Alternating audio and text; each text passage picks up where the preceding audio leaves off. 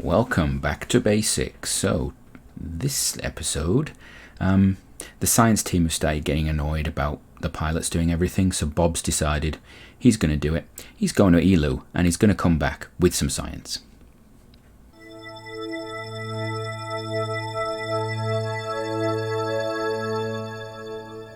Yep, that's right. Bob has decided that the science team need to step up.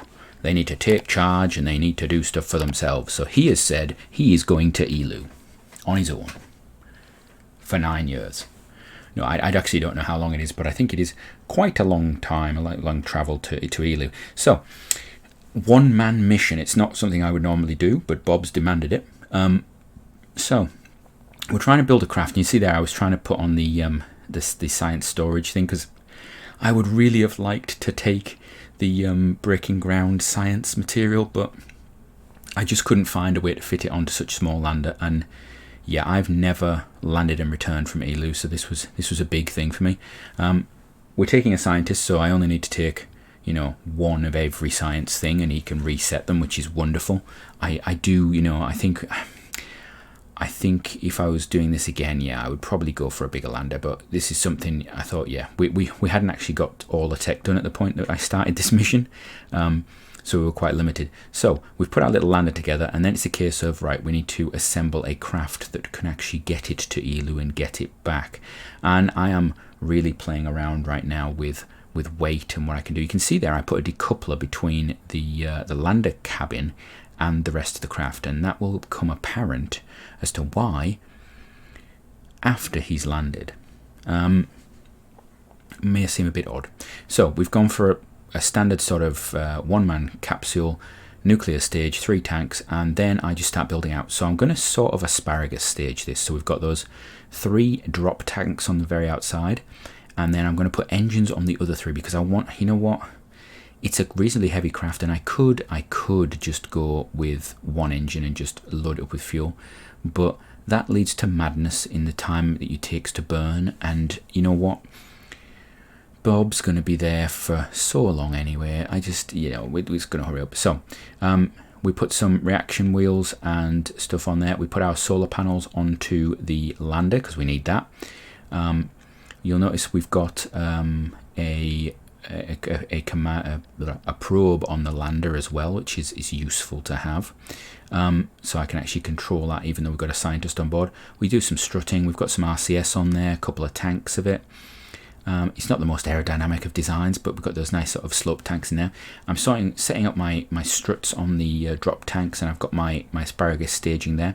I actually lock the middle tanks, the middle engine's tanks, so it can only be fed from outside, even though I've asparagus staged, just because I want to actually I want to make sure there's fuel in there. That's my reserve emergency fuel. We put an antenna on each of the craft. It gets in the way, but whatever. To try and keep balance, I've got one on a funny wonky angle there. I actually take that off because I think about it and I think it looks stupid. So we end up putting 3 on, which gives us extra mass, but they're not the worst weight in the world. And then we put some solar panels on there. That was a mistake. I did not think about that when I did it. So we've now put our solar panels on a set of tanks that are going to be dropped at some point. They're not on the drop tank, so I don't realize it straight away. But they're going to be dropped at some point, so yeah. And I don't have any other solar panels apart from the lander. So next time, solar panels on the main craft as well. Just some static ones. Make sure you do that so that once you've got rid of those extra tanks, whatever. We put together a sort of a standard drop launch stage. It's pretty heavy. This is our biggest tech that we have at the moment. So I'm just going to boot this up into orbit with a big thing. And it's a chunky thing, isn't it? Look at that. So this launch actually is pretty much a single launch to orbit. I think the whole thing gets into orbit with this craft, or very near it anyway.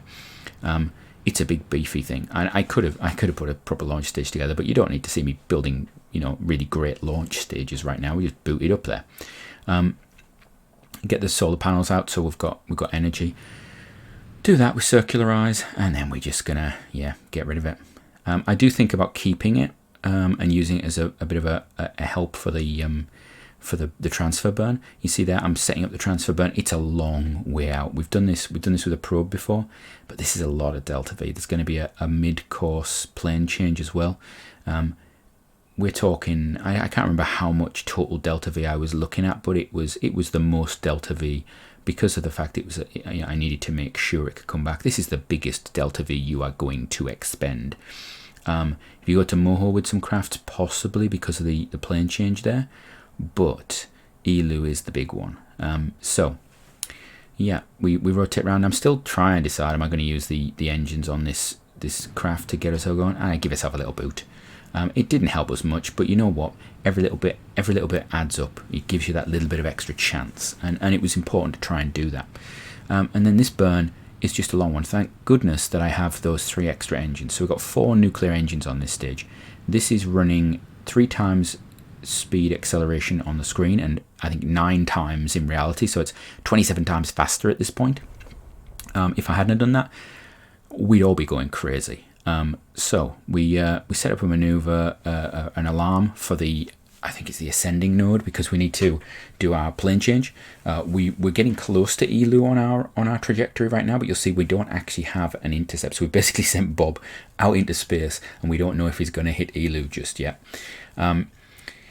So we travel through space. It's very nice. I do a little bit of checking around, and I want to try and get it. One thing that you will notice is that in Kerbal, sometimes your ascending, descending nodes, when you zoom in, don't actually match up with the track that the craft is on. So just aim for nearby. It's it's a graphical glitch, I think. And we just play around. We do a bit of normal, anti-normal burning, and then we just play around a little bit with the prograde retrograde, just to try and get us a reasonably close interaction there.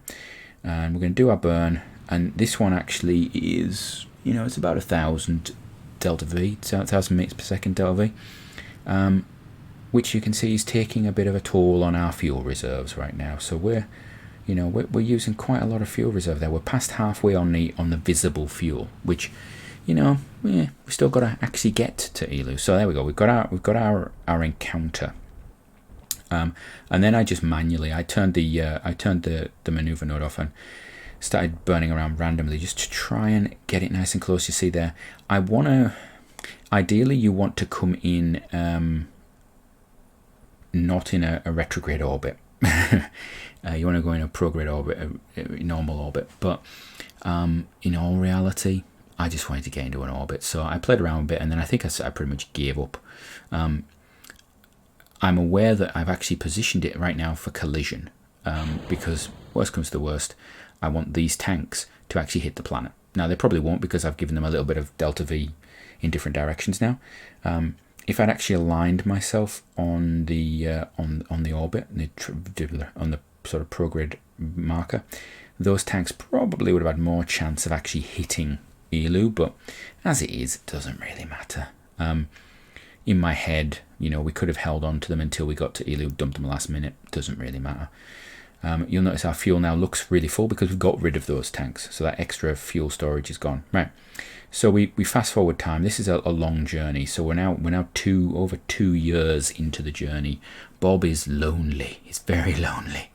The one advantage, and we're just doing a little bit of changing of our orbit, we're just burning around just to get a slightly different encounter with Eeloo now. We're just sorting our encounter out. The only advantage of going with Eeloo is that your actual return time after you arrive is actually minimal. Your return window, considering the flight time, is within a year. Doing a place like that, it's actually often longer than that. So, your Kerbals aren't sat on the planet's surface for that long. So we come in, and this burn is a long one. We've used a lot of energy to get out there, but also Eeloo is a small planet, so it takes a lot of energy to slow down. I think we took almost 2,000 delta V just to get into a semi-orbit or whatnot. You could probably do it more efficiently. You could come in closer, but particularly we had 4 nuclear engines there, and we were burning well past our periaps, and our periaps was low.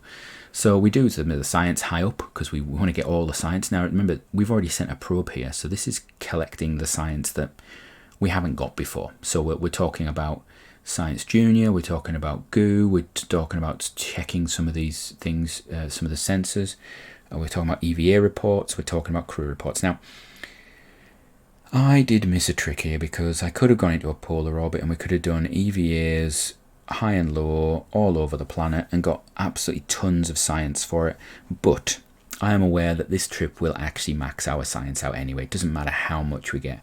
Even just landing on Eeloo is going to give me enough to finish the tech tree, so I'm not competing with myself just yet.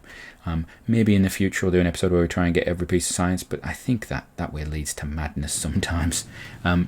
So we've changed our inclination around the planet because I want to come in equatorially, mainly because we've got 2 craft, and if I'm going to decouple them and land one, docking is easier if they're actually equatorial. Just plain and simple.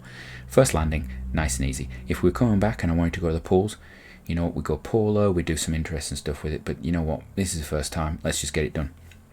So we're now in a low orbit. We brought ourselves down to a low orbit. We do the science, we prepare our lander, we pull out all of its legs, we put its solar panels out, we make sure it's got electric charge, we make sure all the science equipment's set up properly, make sure it's all refreshed, make sure that Bob's happy inside his lander, and just make sure everything's okay. Primarily, we also check that the craft we're going to leave behind has actually got everything it needs. Important one, you know what? Make sure you've unlocked your fuel tanks, because that is the way to death. Yes? Not so bad if you've got them all locked, but if you have a small fuel tank and it's unlocked and you have a load of locked ones, once you start that burn and all of a sudden your engines don't work, you know what? You start to worry, and yeah, you will just not think that you haven't unlocked it. So always remember to do that. So we do a little spin around in front of the other craft. Just if we had 2 crew on here, one of them could have done a visual inspection. We don't. I like to think that we've got a camera on the other craft, and Bob can have a look at his craft and just make sure it's okay. So Bob is going to do his burn, or he's trying to do his burn, around the back of the planet, because I want to actually come and land in the sun, and I also want to, when I land, be in a situation where I'm definitely going to have signal, because I need to be able to use the probe core for actually doing some of the help with the landing. I could do it completely manually and without SAS and things like that, but you do not want to see me do that. So you'll see there, we don't have a signal, so I can't actually get rid of the maneuver node. That's going to hang around. So I come around the front, and we've brought our orbit down a little bit, and then I think, right, where am I going to get signal? And we do our second burn to bring us down a little bit more, just at the edge of where we're going to get signal. So this is going to take us down to the surface. We've done some of our burning, now we're going to refine it. And as always, I'm going to bring it down in the stupidest place possible. There's a big brown hole there. Yep, it's the sphincter of Eeloo. No, I'm actually, I'm still back. I'm sure when Eeloo was first created, it was almost completely flat, and I'm sure it's got ridges over the years and things like that. But in my head, it will always be something that I don't think about where I'm landing, unlike other planets. It's one of those things you just go, yeah, it's Eeloo, it was flat snowball. So we bring ourselves down, and I'm trying to be really careful with fuel here, because although I've got what looks like a lot of fuel, I've got to get back into orbit. So I need at least half of that fuel to get back up, potentially, because I've also then got to rendezvous somehow, and I'm not sure what the best way of rendezvousing is going to be with these craft, because I only have one Kerbal. So yes, so we're coming down, and yeah, luckily I think I learned quite a lot from our probe landing, and I would probably suggest this to people. Send a probe somewhere first, because you can get a feel for the gravity there. There were lots of mods in the past that you could actually have little graphs up. It would tell you sort of gravity, thrust, things like that, and you could actually measure air density and stuff. I loved those little things, but they don't seem to exist anymore. It's sort of flyby feel now. So we come down, and this is actually, I did a really nice move up to this point. We're about 50 meters above the ground, and then I'd actually overdone it. I'd overslowed down, and we actually hit down really hard on those little legs. I was concerned that we'd actually broken them, and I don't have an engineer, so he couldn't fix them. So we're going to be interesting and like wobbling around. Right, so there we are. Bob Kerman is the first Kerbal to land on Eeloo, and at this point he should probably get out and do something, don't you think? No, he's going to sit in there because you know what? He's only spent what? I don't know how many, the years of reset, so I can't see on the screen now, but I think he's on about 3 years. He's only spent about 3 years in space on his own, you know. He's been in one of 2 rooms for 3 years. Can you imagine the muscle wastage? You know, I would imagine that he's actually trying to figure out how to use his legs at this point, because although Eeloo has some quite weak gravity, it's definitely more than he's been used to, apart from when he's been under acceleration for about, you know, half an hour of the last 3 years. So let's see how he does. This is the biggest, you know, he's probably got, is it agoraphobia, where he gets scared of open spaces? He's probably got that now. He's really glad he's got his helmet on. Look, his face, he's not a happy man. He's not, oh no, he's smiling. He looks more tense than anything else. I think he's just tense because, you know, this is a big moment for him. He's just making sure, he's making sure the cameras are on him because he is the first Kerbal to do this. So we're going to let him drop down there. He's going to put a flag down and whatnot. And I think we're going to wait to bring him back for a little bit because he's going to be there for a while. So from me, have a good one, and I'll see you next time.